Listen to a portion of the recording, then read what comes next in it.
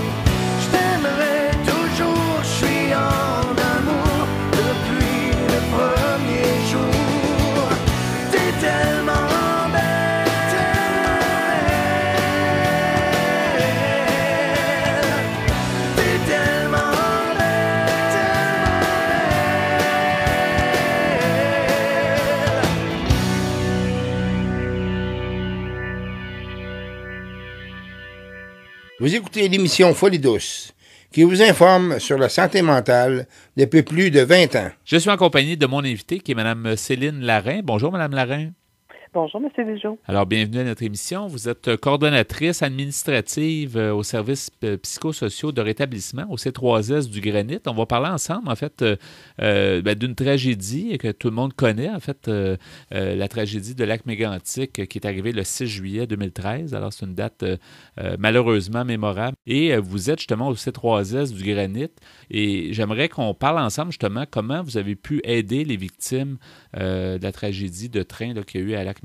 Alors, on a plusieurs minutes pour en parler. Oui, certainement. Bien, premièrement, ce que j'aimerais vous dire, c'est que lors des événements, il y a eu une période qu'on appelle de mesures d'urgence où des intervenants de 5 régions du Québec sont venus intervenir là pour dans les premières heures et les premières semaines de l'événement. Et moi, j'étais déjà assignée comme pour la coordination là, des services aux mesures d'urgence. Donc, par la suite, lorsqu'il y a eu une stabilisation, les mesures d'urgence se terminent au moment où les gens, où on a une certaine forme de stabilisation. Alors, les gens avaient un toit sur la tête, même temporaire, et ils pouvaient manger 3 fois par jour et recevoir des soins de santé et des services aussi au niveau psychosocial. Alors, par la suite, l'équipe de rétablissement a été mise en place en supplément des services du C3S du Granit. Parce que vous savez, les intervenants du C3S du Granit, autant infirmières, travailleurs sociaux, psychologues, peu importe là, les professions, ce sont aussi des citoyens qui ont été touchés de près ou de loin par les événements. Alors, de manière régionale, il a été décidé que ce serait une équipe qui serait vraiment dédiée pour pouvoir dégager les intervenants du C3S du Granit parce que eux, dans leur responsabilité, avaient à continuer à soutenir leur clientèle qui était connue. Et nous étions consacrés davantage à soutenir les gens qui avaient été touchés directement par le sinistre. Alors, au début, nous étions une équipe qui était constituée de gens de la place, des gens qui viennent du Granit, mais aussi des intervenants qui venaient d'ailleurs au Québec. Alors ça, c'était un choix aussi parce que, bien sûr, c'est intéressant d'avoir des gens de l'extérieur qui avaient une espèce je dirais, de distance, donc qui pouvaient peut-être accueillir les gens de façon peut-être moins engagée au niveau émotif. Et nous avions 2 intervenants qu'on appelle les intervenants terrain, 2 femmes en fait, qui faisaient vraiment, disons, on appelait ça en blague, là, tournée de lait. En fait, 2 intervenants terrain qui allaient rencontrer les gens où est-ce qu'ils se trouvaient, autour là, de la ceinture, autour des lieux de l'explosion, parce qu'il y a eu beaucoup de gens là, la première année qui étaient autour des clôtures à regarder, essayer de comprendre, accepter ce qui se passait. Et aussi dans les lieux publics où les gens se réunissaient.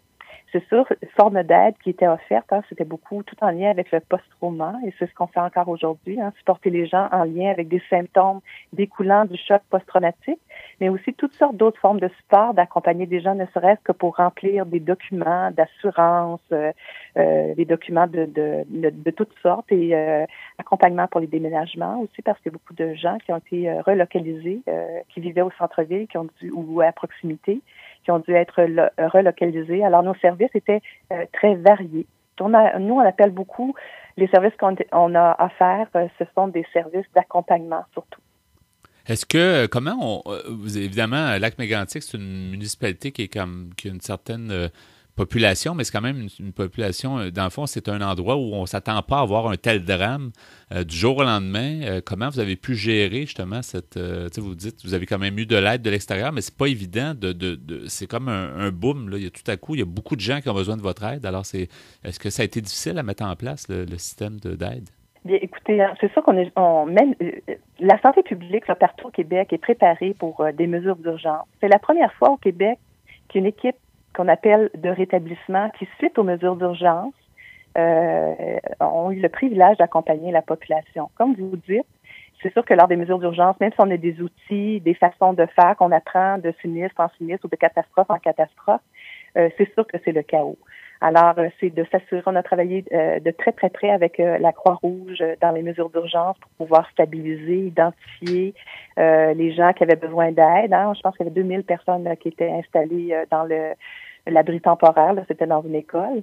Alors, de là, justement, les intervenants qui venaient à chaque jour se déployaient sur le terrain pour aller justement identifier, donc aller vers les gens pour aller voir quels besoins, leur donner de l'information, leur dire où ils pouvaient trouver des services. Alors, c'est vraiment au jour le jour. On a monté, dans le fond, tous les services au fur et à mesure de l'expression des besoins de la clientèle. On constatait des besoins et on tentait, en collaboration avec la Ville, avec la Croix-Rouge, avec le C3S, pour répondre aux besoins des gens. Et ce qui est très particulier dans cette situation-là, c'est le nombre de décès. C'est triste, beaucoup de jeunes personnes aussi, des enfants, mais aussi de jeunes adultes. Et donc, beaucoup de familles qui ont été décimées. Personne n'est préparé à faire face à une situation comme ça.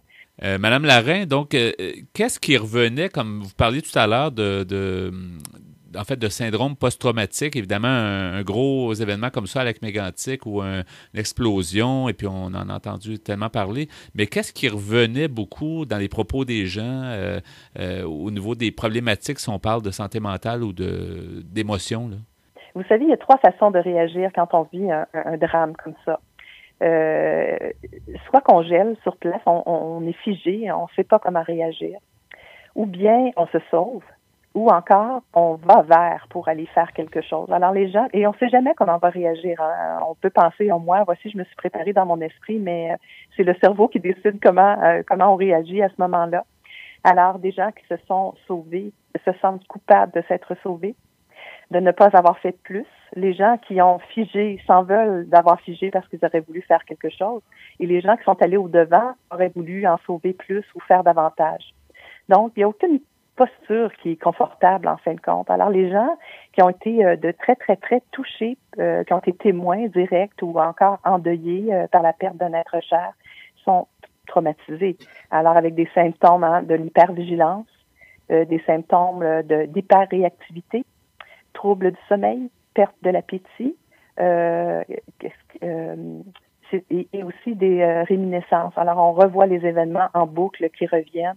On devient dysfonctionnel. Alors, c'est ça beaucoup les symptômes découlant du choc post-traumatique. Alors, les gens venaient consulter parce qu'à un moment donné, tu as peur de perdre la raison, tu as peur de perdre les pédales.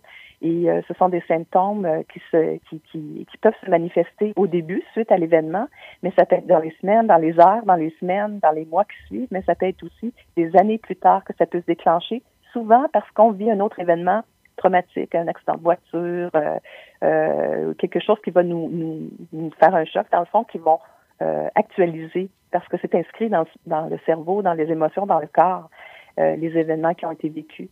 Alors, des gens fortement éprouvés. Et vous savez, après 19 mois, nous avons encore des gens qui viennent, qui ont tenu ferme, soit parce qu'ils pensaient pouvoir trouver la façon de se soulager, ou encore des gens qui n'avaient pas du tout de symptômes et que ça a été déclenché là justement par des événements, comme je vous expliquais, par exemple, un accident de voiture, un accrochage. Pouf, tout revient, tout s'installe et les gens deviennent dysfonctionnels. Alors, c'est surtout des symptômes comme ça. En même temps, vous savez, les gens, bon, je vous disais au début, il y a des gens qui ont été relocalisés. Alors, il y a toutes sortes de deuils ou de pertes qui s'ajoutent à l'événement, qui sont aussi difficiles à gérer. On perd de repères, hein, le centre-ville ne sera plus jamais le même. Les gens passent régulièrement. On est presque obligé de passer par le centre-ville pour aller de l'autre côté de la ville, dans le secteur Fatima. Alors, les gens sont constamment, encore aujourd'hui, confrontés à se rappeler des événements plusieurs fois par jour et aussi, bien entendu, de faire face, par exemple, les commerçants qui ont perdu leur commerce, qui ont perdu beaucoup d'argent et d'attendre d'avoir les réponses, le soutien, toute l'attente aussi, c'est très, très difficile à vivre. Donc, c'est multiple. Hein? On parle du choc post-traumatique, mais ça ajoute toutes sortes de pertes de repères, de pertes matérielles, de pertes d'habitudes de vie. Et ça vient chercher chez l'être humain ses capacités d'adaptation. Oui. Est-ce que, Mme Larin, j'espère qu'on pourra s'en sortir, mais quand on regarde ça, on se rend compte qu'en plus des dégâts incroyables qui ont pu avoir lieu depuis les événements, mais combien d'années encore on aura à intervenir, c'est ça qui en même temps qui est un peu qui fait peur d'une certaine façon, parce que comme vous le dites, ça peut survenir après coup. Nous, une grosse partie du travail qu'on a à faire, c'est vraiment au niveau, on appelle ça là, du psychoéducatif, c'est d'informer les gens. Parce que si on sait qu'un jour, ça pourrait se manifester. Je me rappelle une dame qui racontait qu'elle était allée à Montréal. Quelques mois plus tard, elle avait eu peu de manifestations. Bon, c'est pas quelqu'un qui avait perdu quelqu'un de très, très près, mais des amis, des connaissances, parce que c'est un petit milieu, hein, tout le monde se connaît. Alors, elle s'en va à Montréal pour une occasion quelconque, je pense à une conférence, et puis tout à coup, il y a un train qui passe. Elle s'est lancée par terre et boum, elle est envahie de symptômes post-traumatiques. Alors nous, on informe beaucoup, on a été très proactifs pour informer les gens, pour leur dire que si vous ressentez tel et tel symptôme, n'hésitez pas à venir consulter. Parce que ça peut se déclencher effectivement n'importe quand dans la vie, mais si on sait que ça peut arriver, déjà, c'est plus facile à gérer. Oui. Et on sait vers qui se tourner pour aller chercher de l'aide. Comme intervenante, personnellement, c'est certain que vous avez été impliqué dans ce processus-là, mais comment ça vous a fait peut-être grandir et qu'est-ce que vous en retirez de positif finalement malgré les événements très malheureux? Hein? Écoute, on dit beaucoup des gens de Lac-Mégantic et du Granit que ce sont des gens qui sont résilients. Et c'est vrai, c'est pas quelquefois on dit ça un peu pour encourager le monde, mais c'est vrai que des gens sont très résilients. Il y a un phénomène de solidarisation qui se fait quand on vit des grands moments comme ça. Alors, il y a eu beaucoup d'événements charnières et nous, on a vraiment accompagné. Je vous donne un exemple. Lorsqu'il y a eu le retour du train, le premier passage du train sans matière dangereuse, Bon, nous, on se disait, aïe, aïe, aïe, ça va être un moment qui va être difficile à vivre pour les gens parce que la crainte, elle est toujours présente, encore aujourd'hui. Là, je vous parle de décembre 2013. Alors, nous, ce qu'on a fait, les intervenants ont mis leur dossard blanc et pour s'identifier, et puis ont accompagné les gens. Donc, on a resté au centre-ville, on s'est promené et resté à l'affût, aussi pour que les gens sachent qu'on est présent. Si ça ne va pas à ce moment-là, s'ils vivent des émotions difficiles, c'est avec les intervenants. Ça, on a fait ça à chaque moment charnière. Un autre moment charnière que je pourrais te donner comme exemple, c'est lors de la mise en accusation des employés de la MMA. Ça s'est passé ici à Lac-Mégantic. Alors, les gens s'étaient rassemblés à l'extérieur pour les accueillir. Les intervenants étaient là aussi parce qu'il y avait des parents endeuillés. Jamais il y a eu de désorganisation sociale. Les gens de Lac-Mégantic sont formidables. Alors, vous me demandiez ce que vivent les intervenants qui accompagnent ces personnes-là. Dans le fond, on est dans les vraies affaires, hein? On n'est pas dans du faux semblant, on est dans les vraies émotions, dans la grande souffrance, mais en même temps dans la grande capacité de se rendre compte de la capacité de l'être humain de surmonter des choses aussi, dans le fond, qui sont inacceptables. On souhaiterait même pas ça à notre pire ennemi, de vivre des moments aussi difficiles, des pertes de vie comme ça. Mais de voir que les gens surmontent, grandissent et le sens de la vie pour les gens qui ont été affectés, mais aussi pour les intervenants, on se rend compte que la vie, c'est quelque chose de très fragile. Alors, une appréciation de la vie et de la fragilité de la vie, alors d'apprécier chaque moment qui passe parce qu'on ne sait pas. Et en vivant un moment comme ça, je pense que les gens, c'est très frappant. Et même dans le processus de guérison, je dirais, à travers le support psychosocial, les gens ont remis toutes sortes de choses en question. Par exemple, des couples qui n'allaient pas bien avant les événements ont remis en question leur relation de couple. Il y a des gens qui se sont séparés. Il y a des gens qui pensaient au mariage et qui ont décidé non, on n'attendra pas demain parce que demain, on ne sait pas. Alors, il y a des gens qui se sont mariés. Oui, ça change. Des gens qui ont décidé d'avoir des enfants, de changer de carrière. Non, c'est très intéressant. Je vous remercie beaucoup d'avoir partagé avec nous cette histoire malheureuse, mais on voit quand même qu'il y a beaucoup de positifs. Alors, c'était très intéressant pour pouvoir mieux connaître de l'intérieur, en fait, cette tragédie à Lac-Mégantic. Merci beaucoup, Mme Larin, d'avoir été des nôtres. Bien, merci beaucoup. Et puis, bonne continuité. Au plaisir. Oui, au plaisir. Oui. Bonne continuité. Hein? À la prochaine. Oui, au revoir.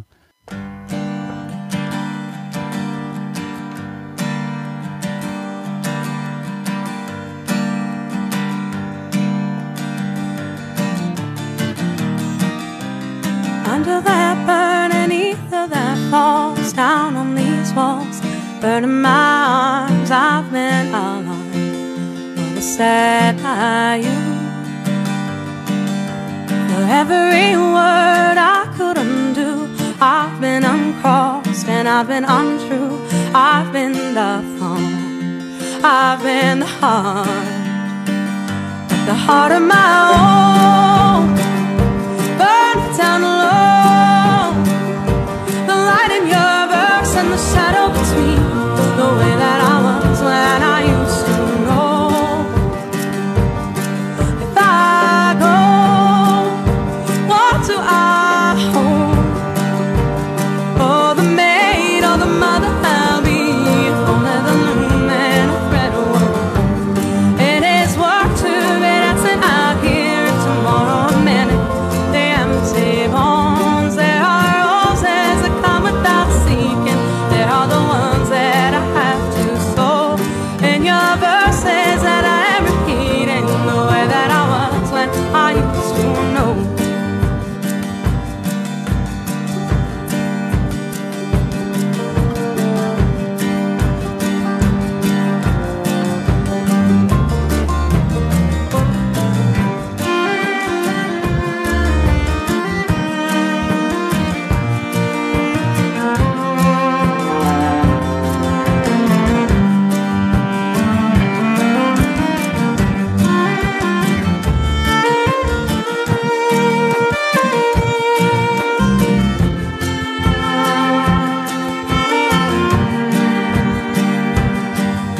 I wrote on these walls a simple charm to keep the wounds that they gave all my heart, the strength of my arms to hold you close and safe.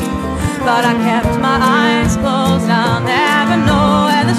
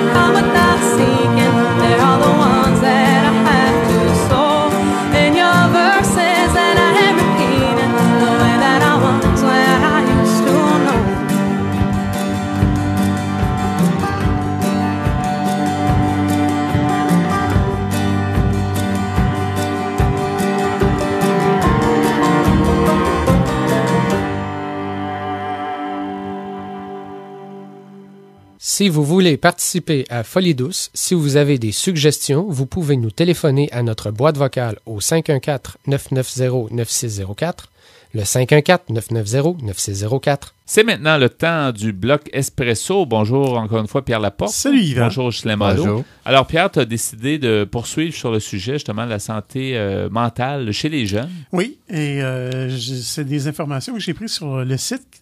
Le site qui est le www.cheo, je ne sais pas si on dit cheo.on.ca. En fait, c'est le site du centre hospitalier de l'Est de l'Ontario. C'est à Ottawa. C'est pas loin de chez nous et c'est un site en français. Et je me Il y a plusieurs belles bonnes données en fait qu'on exactement. qu'on Puis doit je me connaître. dis que les problèmes de santé mentale des jeunes à Ottawa, ça doit ressembler à ce qu'on ressembler vit à au ceux- Québec. L'Ontario et le c'est Québec, c'est le même genre de société. C'est pas mal, oui, ça se ressemble pas mal. Et donc, je vais continuer et terminer là-dessus. Et la semaine dernière, j'étais en train de vous parler des problèmes de santé mentale qui sont courants chez les enfants et les ados, les adolescents. Je vous avais parlé des troubles anxieux. Posant la question, est-ce que votre enfant ou adolescent s'en fait beaucoup, etc. Et il y a une liste comme ça des troubles. Pourquoi? Parce que chez les enfants et chez les adolescents, c'est parfois difficile de déceler les problèmes émotionnels que peuvent vivre les jeunes parce que souvent, quand ils ont des problèmes, ils se ferment comme une huître. On Ouais. remarque qu'on fait ça aussi chez les adultes, mais c'est plus particulier chez les adolescents. Oui, puis chez les petits-enfants, c'est plus difficile à articuler aussi, Oui. préciser en mots. Là. Oui, Ouais. exactement. Et C'est je- difficile pour eux de mettre les mots sur Et les bonnes plusieurs choses. disaient, nous ont souvent dit, chez les ados, des fois, ça coïncide avec l'adolescence elle-même où ça peut arriver qu'il y ait un repli sur soi. Là. Exactement. Et surtout D'accord. quand il y a une espèce de clivage, si je peux dire, entre les ados et les parents à cause du conflit des générations. Ouais. Je vous avais parlé aussi des troubles de l'alimentation qui peuvent arriver souvent chez les adolescents. Je vous avais parlé de la boulimie et de l'anorexie qu'on connaît bien. Ouais. Je vous avais parlé, maintenant j'étais rendu à vous parler des problèmes de comportement. Les enfants et les adolescents atteints d'un trouble oppositionnel avec provocation ont peine à respecter des règles de comportement de base et ils sont souvent impulsifs. Ce trouble peut avoir plusieurs causes. Un professionnel peut les identifier et venir en aide à l'enfant et à sa famille. Votre enfant ou ado se comporte-t-il souvent de façon à violer les droits d'autres personnes, comme par exemple être agressif à l'égard des autres personnes ou même des animaux domestiques? Vont-ils détruire ou endommager des biens? On parle de vandalisme ici.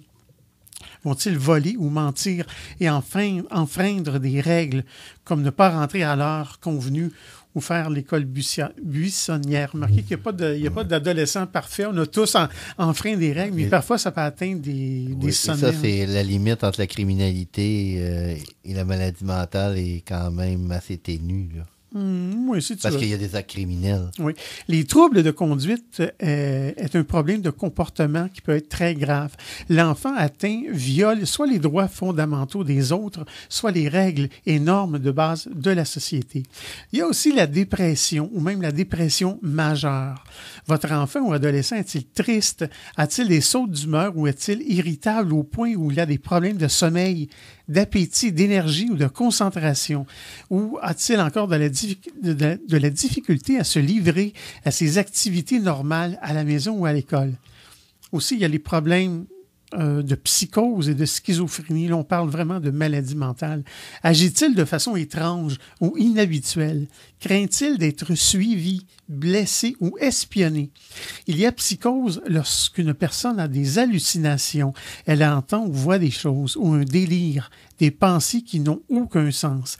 La psychose accompagne divers troubles comme la schizophrénie. Il y a aussi l'usage d'alcool ou de drogue chez les jeunes. Votre enfant a-t-il changé d'amis ou a-t-il laissé traîner de la drogue ou des accessoires de drogue dans la maison comme des seringues, du papier à rouler, etc. Il y a des jeunes qui abusent de l'alcool, des drogues de rue ou des médicaments sur ordonnance. On a aussi des fois affaire à des problèmes d'apprentissage chez les jeunes. De nombreux troubles peuvent nuire à l'apprentissage, comme des problèmes d'attention. Il peut également être difficile pour les enfants et adolescents atteints de se livrer à des difficultés normales hors de la salle de classe. Donc, les problèmes d'apprentissage peuvent prendre toutes sortes de formes. On peut aussi avoir affaire à des retards de développement et de déficience intellectuelle. Ces troubles touchent la fonction cognitive. Les enfants et les adolescents atteints ont des difficultés concernant l'apprentissage, la mémoire et la résolution de problèmes, ou même dans la vie quotidienne et dans la communication ou ce qu'on appelle les aptitudes sociales. Les enfants et ados atteints ont besoin de soutien supplémentaire à l'école et à la maison. De nombreux troubles comme le syndrome de Down ou le syndrome d'alcoolisation fœtale, ça c'est les mères enceintes qui prennent de l'alcool, peuvent causer un retard de développement. Autrefois, on disait souvent débilité mentale pour décrire un retard grave de développement, mais ce terme n'est plus employé. Également, finalement, il y a les problèmes envahissants du développement. Les enfants et adolescents atteints de ce trouble, tels par exemple que le trouble autistique et le syndrome d'Asperger, ont de la difficulté à comprendre les autres et à entretenir des rapports avec eux. Et quoi faire si on croit que son enfant a un problème de santé mentale? Oui. Ben, on doit en parler aux responsables de l'école. Mais je vais y revenir tantôt, Oui, un on peu va plus tard dans l'émission. Dans l'Espresso allongé, tu vas continuer. Il y a beaucoup de matière sur le sujet. Donc, la santé mentale chez les jeunes, la folie douce, demeurez des nôtres.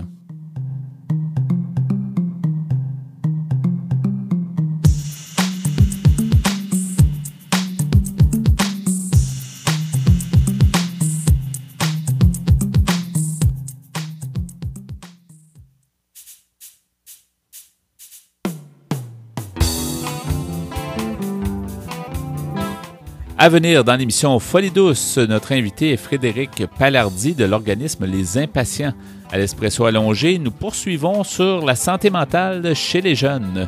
Nous entendrons aussi des chansons Le temps d'avant de Matt Mallet et Tu es de Éric Bélanger. Vous souhaitez réagir au propos de l'émission, vous désirez participer à Folie douce, vous avez des suggestions, écrivez-nous par courriel à l'adresse foliedouce@antenne.qc.ca ou téléphonez-nous au 514-990-9604. Vous écoutez Folie douce, l'émission hebdomadaire qui démystifie les problématiques de santé mentale depuis plus de 20 ans. De retour au micro dans quelques instants.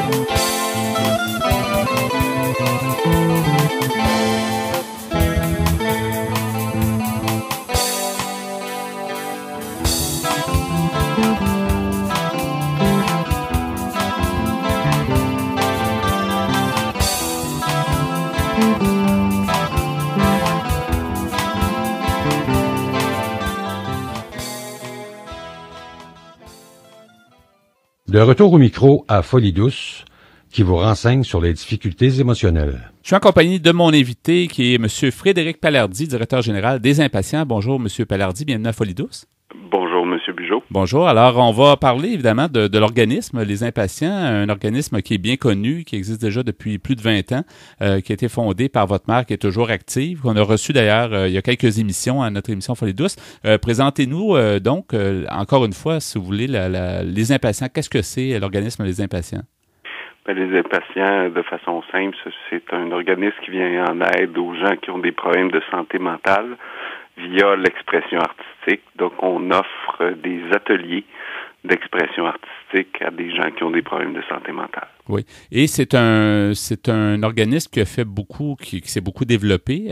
On a toujours gardé le côté, justement, art comme un peu comme le moteur, en fait, de l'organisme. Mais il y a beaucoup de développement qui se fait en plus de ce qui se fait à Montréal. Donc, pouvez-vous nous parler un petit peu où est-ce que vous en êtes au niveau, parce qu'il faut se renouveler après 20 ans, là, pour garder un peu le cap? En fait, il faut se renouveler, mais aussi il faut répondre à la demande. C'est un peu ce qu'on essaie de faire. Donc oui, c'est parti d'un atelier à Pointe-aux-Trembles. Et là, maintenant, on est rendu à... Quand je dis un atelier, là, c'est un espace. Donc, c'était à Pointe-aux-Trembles. Maintenant, on est rendu à 8 espaces déjà. Donc 4 à Montréal, 5 à Montréal, 2 en région, dont un à Drummondville, un à Saint-Lambert, et on continue. Oui. Et est-ce que c'est sur le même modèle, ce qui se fait en région qu'à Montréal? Parce que dans le fond, à Montréal, vous avez un peu développé votre expertise. Il y en a des organismes qui font des trucs, des activités en rapport avec l'art, mais vous avez, je pense, votre propre personnalité. Est-ce que ça se ressemble beaucoup en région? Oui, on essaie de garder exactement la même recette, c'est-à-dire ce qui fonctionne, c'est-à-dire des ateliers d'expression artistique qui sont chapeautés par les impatients. Donc, les impatients, ce qu'on fait, c'est qu'on fournit surtout l'animateur, mais on essaie de faire des liens avec la communauté. Je vais vous donner 2 exemples. Peut-être Drummondville, qui est un exemple qui va très, très bien depuis 3 ans. On a un atelier dans le Centre des Arts des Jardins, en lien avec l'hôpital de Drummondville, le C3S de Drummondville. Donc, les impatients sont référés par le C3S, par l'hôpital, et l'atelier a lieu dans une galerie d'art du Centre des Arts des Jardins, qui est un magnifique centre d'art. Donc, on sort la maladie de l'hôpital, si on peut appeler ça ainsi, et on les amène dans des lieux de toute beauté, en fait. Et est-ce que par ça, entre autres, le côté de stigmatisation qu'on veut enrayer, c'est un peu ça qu'on veut faire aussi. On veut que les citoyens qui ont des problèmes de santé mentale soient des citoyens à part entière? Oui, des citoyens à part entière et des citoyens, on veut déstigmatiser aussi, hein. Je pense qu'en amenant des gens qui ont des problèmes de santé mentale dans des lieux qui étaient réservés à l'élite, entre guillemets, aux artistes, qui sont dans des lieux très public. Je pense que c'est très important. Ça fait partie de la mission des impatients, déstigmatiser et rendre ces lieux-là accessibles à toutes sortes de personnes, toutes sortes de gens qui vivent des difficultés. Oui, M. Palardy, à Montréal, on est souvent confronté avec une population depuis plusieurs années. Les gens sont assez habitués de voir, quand je dis confronté, c'est plus qu'on vit puis on voit les gens là, qui ont des problèmes de santé mentale. En région, est-ce que vous avez observé que c'est différent? Est-ce que la perception est différente? Est-ce que les tabous peut-être sont différents qu'à Montréal? C'est difficile à dire pour les tabous parce que je ne vis pas sur les lieux, mais je peux vous dire que les besoins sont là. Les hôpitaux ont autant de gens qui ont des problèmes de santé mentale qu'à Montréal. Peut-être qu'on les voit moins si on fait allusion, par exemple, à l'itinérance. Peut-être qu'il y en a moins en région, mais c'est encore drôle. Mais je peux vous dire que les besoins sont là. On se fait approcher par plusieurs régions. On s'en va dans l'Anaudière prochainement à Joliette. On va ouvrir un autre atelier. Ça, c'est certain. On se fait approcher par Sorel. Donc, il y a de l'intérêt. Il y a de l'intérêt parce que la formule des impatients fonctionne. La formule des impatients est basée sur le bien, c'est-à-dire on sort du traitement, on sort de l'hôpital. On sort du traitement. Les gens qui ont des problèmes de santé mentale sont très bien suivis malgré ce qu'on peut penser. Il y a des psychiatres, il y a des travailleurs sociaux, les cliniques externes fonctionnent assez bien, mais ils sont toujours dans un carcan, pris dans un carcan de maladie, alors quand ils viennent chez nous, il n'y a pas de question sur la maladie. Ils sont libres. C'est un lieu d'expression. On leur donne le droit de s'exprimer. On les respecte comme personne, comme être humain. Et non, ils n'arrivent pas chez nous avec une maladie. Ils arrivent chez nous comme des gens qui peuvent créer, comme des créateurs. Est-ce que c'est tout type d'art qu'on fait chez des impatients, que ce soit de la peinture ou peu importe? Est-ce qu'il y a plusieurs types d'art que vous... Oui, on développe ça aussi de plus en plus. Ça a commencé avec vraiment des ateliers de dessin et de peinture. Maintenant, on fait encore beaucoup dessin et peinture. On fait de la musique. On fait de la bande dessinée. On fait des 3D, donc de la sculpture. Depuis peu, on fait un atelier de danse, en fait, qui est un atelier plus de mouvement corporel, qui fonctionne très, très, très bien. Des ateliers d'écriture également. Donc, c'est vraiment varié. Combien de gens vous pouvez rejoindre de façon régulière? Est-ce que vous avez des habitués qui reviennent, qui sont toujours chez vous? Oui, beaucoup même. Je dirais qu'il y a des gens qui... ça fait partie aussi de la formule des impatients. Il n'y a pas de... il n'y a pas de stress dans le « OK, vous avez 1 an pour vous rétablir et après ça, c'est fini ». On a des gens qui viennent chez nous depuis 15 ans, des fois qui repartent, qui vont mieux, mais qui reviennent parce que ils vivent une période plus difficile. Et pour répondre à votre question, on rejoint plus de 450 participants par semaine dans nos différents ateliers. Donc, si on fait un calcul rapide, là, c'est 20 000 participations par année qui viennent dans nos ateliers. C'est pas rien. Et pourquoi parce que les arts, évidemment, ça plaît à beaucoup de gens. On est souvent attiré par le côté artistique des choses. Pourquoi l'art est si fait du bien, en fait, aux gens, puis particulièrement aux gens qui ont des problèmes de santé mentale? Est-ce que vous avez déjà un peu réfléchi sur la question, ou même les gens qui y travaillent, est-ce que vous n'avez déjà discuté pour voir un peu pourquoi c'est si important l'art? Ben, je pense qu'aujourd'hui, c'est de plus en plus populaire. Je pense que il y a une espèce de constat que l'art fait du bien. Si on pense à la musique, ça fait du bien. Lire, ça fait du bien. Peindre, ça fait du bien, même pour ceux qui n'ont pas de problème de santé mentale. Alors pour eux, c'est encore peut-être plus. C'est multiplié parce que c'est une façon de s'exprimer qu'ils n'ont pas peut-être ailleurs. Il faut pas sous-estimer non plus qu'on brise l'isolement. Hein. Souvent, les problèmes de santé mentale, quand on souffre de problèmes de santé mentale, on est rapidement isolé. Alors, ça devient un lieu où on brise l'isolement. Combiné à l'expression artistique, c'est une formule gagnante qui, tout le mérite va à Mme Palardy, qui est ma mère, Lorraine. Elle a compris ça, il y a 22 ans. Alors qu'aujourd'hui, ça devient un peu la mode, là. Elle l'a compris depuis 22 ans et on le fait, je crois, d'une façon extraordinaire depuis ce temps-là. Et qu'est-ce qui fait, justement, on vous en parlait maintenant, donc qu'on avait déjà reçu Lorraine Palardy, qu'est-ce qui fait qu'on veut poursuivre un peu la mission qu'elle a débutée avec les impatients? Donc, vous avez pris la relève, mais on sait que le domaine de la santé mentale, ça peut devenir épuisant et on peut des fois soi-même peut-être s'épuiser à aider les autres. Donc, qu'est-ce qui fait que vous embarquez et que vous voulez poursuivre la mission? Écoutez, sans faire une historique de moi-même, je peux vous dire que j'ai travaillé, je suis avocat de formation, j'étais avocat en droit criminel pendant une longue période. Ensuite, j'ai travaillé en entreprise privée et c'est un choix facile dans le sens de, je pense c'est une belle organisation, c'est une organisation sans faille jusqu'à maintenant. On a les appuis des psychiatres, on a les appuis de la communauté artistique. Et ça fait du bien aussi de faire du bien. C'est pas donné à tout le monde. J'ai un emploi, je pense, extraordinaire. Ça fait, comme je vous dis, ça fait du bien de faire du bien. Et le côté humain, on a souvent tendance à tasser ça, mais c'est ce qui est encore le plus vrai, je dirais, puis ce qui est le plus solide. Là, on a beau parler affaires ou d'autres, vous parliez du droit tout à l'heure, mais le côté humain, ça reste que c'est très gratifiant, comme vous dites. C'est très, très gratifiant de savoir qu'on sert à quelque chose qui sert à des personnes. Et le respect, je pense que le respect de la personne, c'est tellement présent aux impatients, c'est tellement inculqué à tous les niveaux. Je remercie les animateurs, je remercie tout le monde, en fait, qui travaille avec les impatients. Le respect de la différence, c'est tellement des belles valeurs qui sont... malheureusement, je pense que je dis malheureusement, je pense que si elles étaient appliquées plus souvent dans la société, ça aiderait beaucoup. Le processus, comment ça fonctionne si les gens nous écoutent puis quelqu'un se dit, ça semble intéressant, j'aimerais ça participer aux activités. Comment ça fonctionne? Est-ce que les gens doivent être référés ou ils peuvent vous contacter? Ils peuvent nous contacter. Donc, on a un site web, je pense qu'on le donnera à la fin. Oui. Le site web et le numéro de téléphone. Mais la clientèle est référée ou par des personnes liées à la santé, donc par des psychiatres, par des travailleurs sociaux.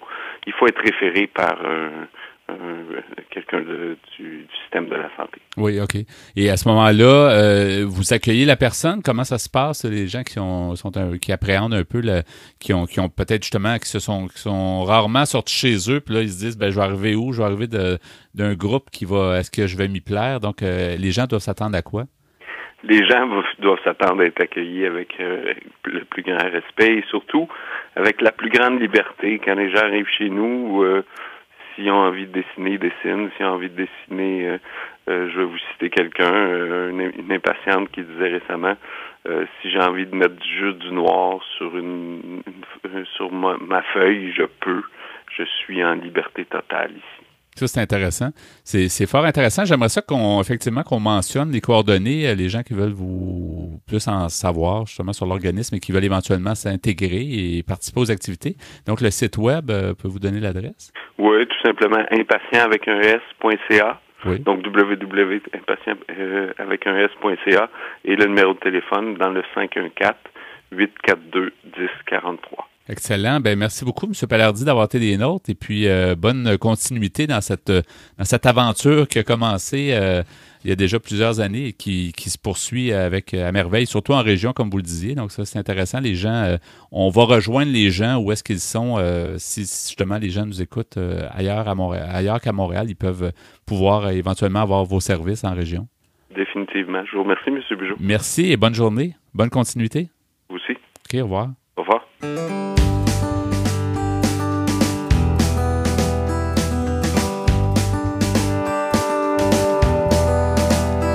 J'ai les traces du passé gravées dans la peau, des jours où le froid laissait place au chaud. Quand on voyait arriver la fin, les pieds dans la porte, dernière semaine de juin, on était libres et insouciants, à se prendre pour des héros, sans croire que la vie nous jouerait dans le dos.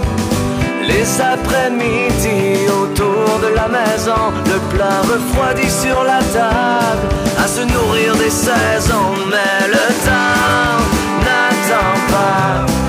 Et quand il passe, il ramasse tout sur son passage, ne laissant que les souvenirs enfouis dans nos mémoires, qu'on se racontera en se rappelant le temps d'avant.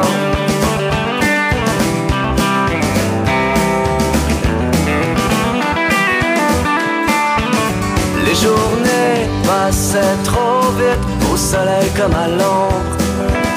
Fallait finir la mission, dormir pouvait attendre, faire les sourds, défier les règlements, être en amour, sans savoir pourquoi ni comment. On a changé de rôle, on vit différemment, on essaie de garder le contrôle, on s'appelle moins souvent. Et si on pouvait retoucher notre enfance, changer le cours des choses, avoir une autre chance, mais le temps n'attend pas. Et quand il passe, il ramasse tout sur son passage, ne laissant que les souvenirs enfouis dans nos mémoires, qu'on se racontera en se rappelant le temps d'avant.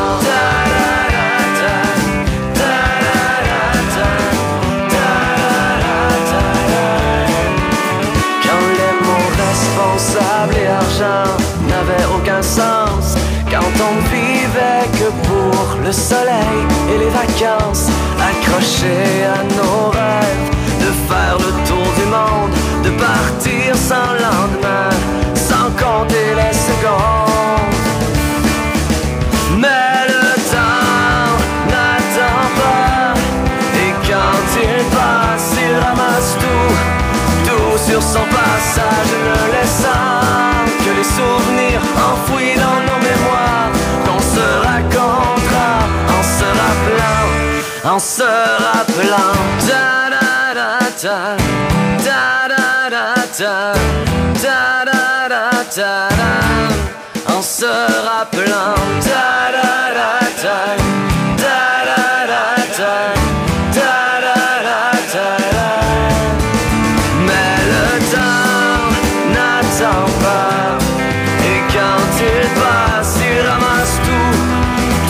Son passage, ne laissant que les souvenirs enfouis dans nos mémoires, qu'on se racontera en se rappelant le temps d'avant.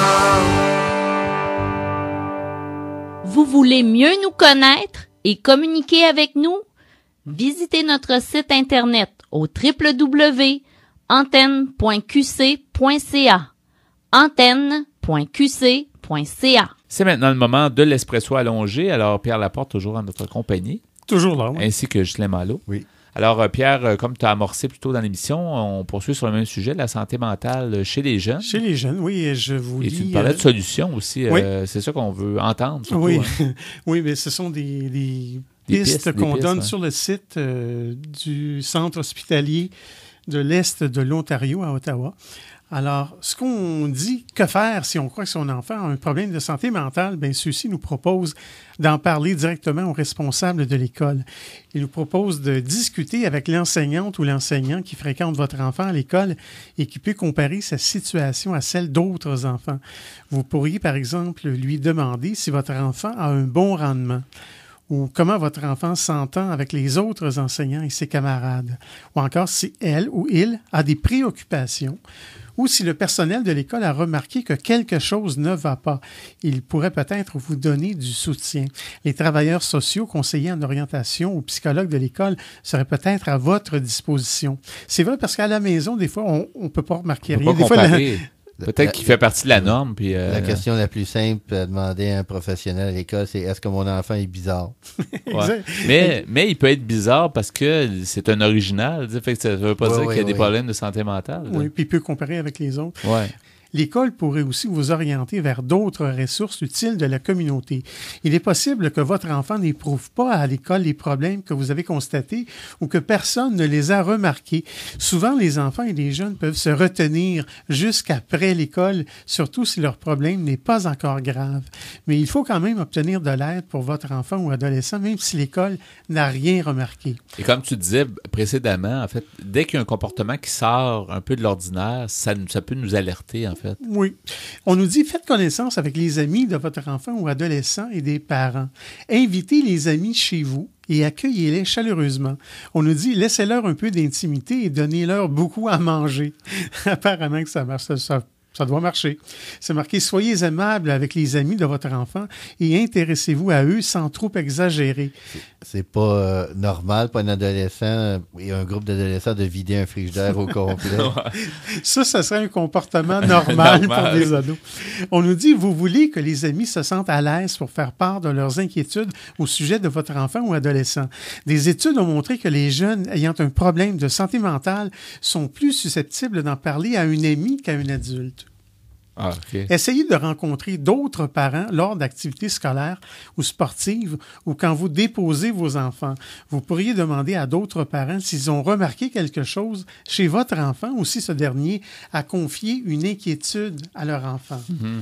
On nous dit aussi, consultez un médecin de famille ou un pédiatre avec votre enfant. Le médecin cherchera la cause de vos inquiétudes et pourrait s'assurer qu'aucun problème médical n'est à la source de problèmes. Comme ça pourrait être, par exemple, un déséquilibre hormonal parmi beaucoup de choses. Ouais. On nous conseille, faites examiner votre enfant par un professionnel de la santé comme soit un psychologue, un travailleur social, un psychiatre, un psychiatre.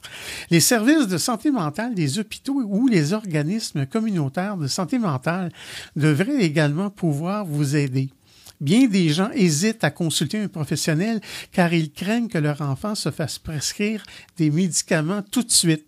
Dans la plupart des cas, il existe bien d'autres solutions. Les médicaments ne devraient pas être le premier traitement en cas de problème de santé mentale, mais ils peuvent être très utiles quand les autres traitements ne fonctionnent pas. Et on nous parle aussi des fameux préjugés et des attitudes négatives sur les maladies mentales.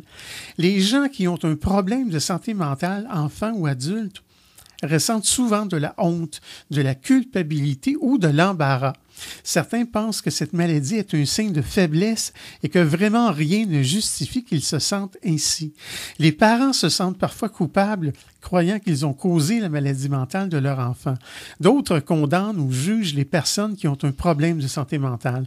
Ces préjugés compliquent encore plus la vie des enfants, des adolescents ou des familles qui doivent faire face à un tel problème. C'est l'une des raisons pour lesquelles il leur arrive de ne pas demander d'aide. On parle aussi des attitudes sur la maladie mentale qui devraient changer. on nous propose sur le site du Centre hospitalier de l'Est de l'Ontario, dites-vous qu'une maladie mentale, c'est comme une maladie physique. Posez-vous ces questions. Si mon enfant avait mal à l'estomac, est-ce que je l'emmènerais chez le médecin? Si mon enfant se faisait traiter pour le cancer, est-ce que je me sentirais coupable? Si l'enfant d'un ami avait le diabète, est-ce que je penserais que ses parents l'ont causé? Et on nous dit également discuter ouvertement de votre expérience personnelle de la maladie mentale. Si votre enfant est atteint de dépression et si vous avez eu un problème semblable, dites-le lui. Parlez-lui de ce que vous avez fait pour y faire face. Ce faisant, soulignez qu'il est bon de demander de l'aide quand on a un problème au lieu de tout garder pour soi. Remarquez que c'est un peu idéaliste. Là. Oui, c'est bon de le dire, mais avec un lien proche, c'est difficile. Ouais. Les êtres humains sont compliqués. Oui. Et finalement, on dit contribuer au traitement de votre enfant. Proposez de l'accompagner à ses rendez-vous si l'enfant va voir un professionnel. Si votre conjoint l'accompagne, proposez d'y aller aussi. Faites preuve d'ouverture envers les traitements recommandés par les professionnels de la santé, même s'ils ne vous ont pas été utiles à vous. Et, par exemple, il se peut que le counseling ne vous ait pas été utile. Cependant, il pourrait l'être pour votre enfant. Et en terminant, on nous dit qu'il est normal d'être parfois en désaccord avec le médecin ou le fournisseur de soins de votre enfant. Si vous avez des questions ou des préoccupations sur le plan de traitement de votre enfant, demandez à lui parler en privé, en l'absence de votre enfant ou adolescent. Alors, je trouve que ce sont de très bons conseils. Oui, de très, très bons conseils. Et j'avais envie de partager ça. C'est bien de s'y intéresser comme à la santé mentale chez les jeunes, parce que c'est souvent là que ça se déclare. Ça demande de l'attention. Oui, exactement. Parce que ça peut être difficile à déceler, certainement au début. Merci beaucoup pour ce bloc. Merci beaucoup, Pierre. Merci, Ghislain. On poursuit en chanson à l'émission Folie douce. Tu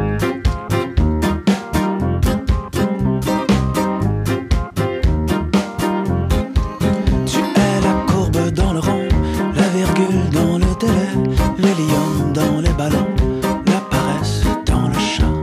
Tu es la déconfiture sur les tranches de ma vie, le trou dans la toiture qui laisse passer la pluie.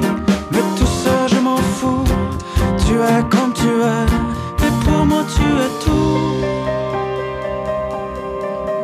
Le parfait dans l'imparfait, tu es une maille dans ma veste, la faille de mon armure, le caillou dans ma chaussure qui m'irrite quand je fuis. Mais tout ça je m'en fous, tu es comme tu es, et pour moi tu es tout. Le parfait dans l'imparfait, tu es comme tu es.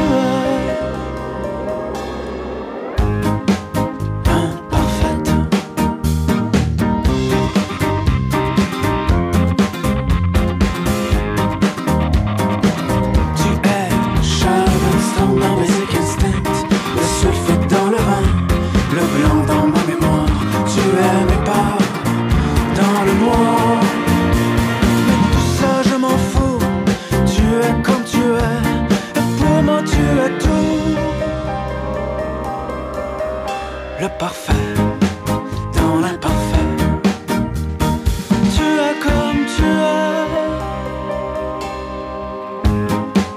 Imparfaite.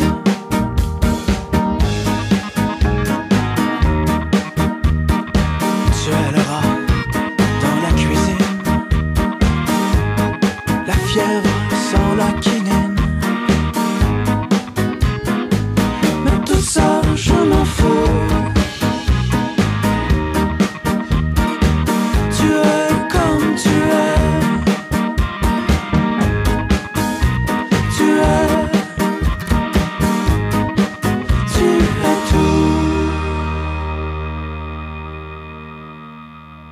Folie douce est disponible pour écoute sur YouTube. Cliquez le lien sur notre site web antenne.qc.ca. Allons-y avant de terminer cette émission de Folie douce avec Ghislain Malo, la nomenclature des chansons. On a eu plusieurs chansons comme à notre habitude à chaque semaine. On a écouté en début d'émission « T'es tellement belle ». Le Noir Silence. Oui, on a pu entendre « Heart of My Own ». De Basia Boulat. Oui, on a écouté dans la deuxième demi « Le temps d'avant ». Oui, de Matt Mallet. Et à l'instant, on a écouté Tu es de Éric Bélanger. Ben voilà, c'était le menu musical de notre émission de Folie douce, des chansons qui sont venues accompagner le contenu. Merci, Chelem, pour ta participation à l'émission. Merci pour la recherche. Merci, Pierre Laporte, pour la mise en onde.